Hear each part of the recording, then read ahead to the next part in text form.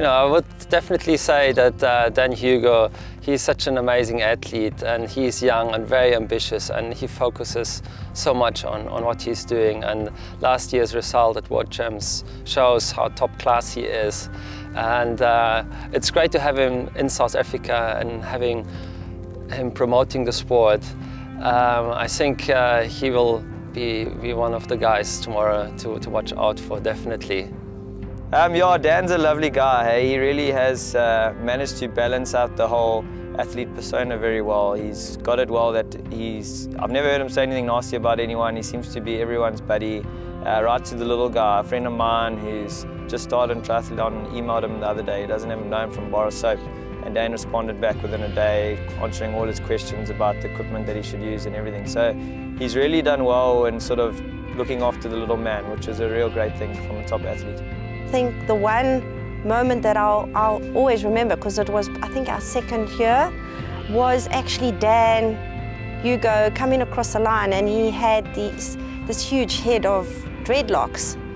And as he came across the finish line, he was on a podium, I think he was, on a podium, but he actually passed out when he came over the line. And I don't know, I think it was just one of those moments, and then I look at where he is today, and he's a completely different athlete. Hey, competition for me is not a major, you know, I'm out there just doing it for myself and hopefully pushing against the guy in front of me. But Dan Hugo is going to have it all to himself, there's no doubt. He's a complete quality animal. He's up against a couple of guys. Stuart Maria apparently can paddle a bit. Shark. There's a couple of good boys up front, but this is the Dan Hugo show. Hey? This is our celebration and our big day out to salute the king. So excited to watch him in action if I can see him in the distance.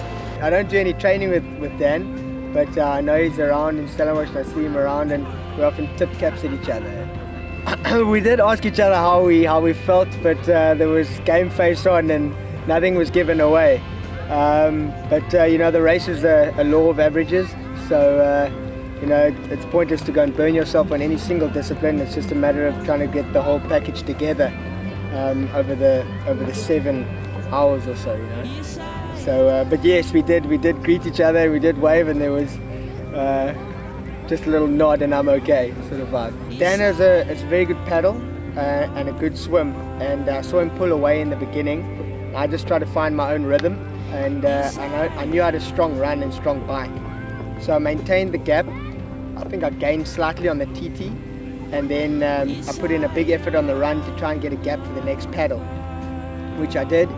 And then towards the end of the paddle, Dan caught me again, and he gave another little nod, and then it was basically a deciding stage on the mountain bike, and he was a lot stronger than me there, and he put some time into me for the beach run.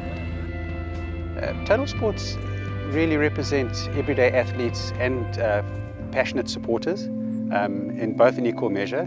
And our brand is a fun brand. You know, it's lively, it's colourful, we stock the best brands in the world.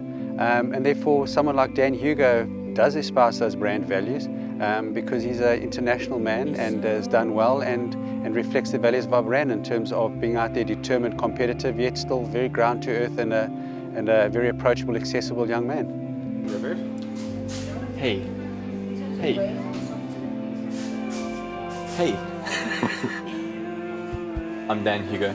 You're watching Total Sports Xterra TV, presented by Rehydrate Sport. It's so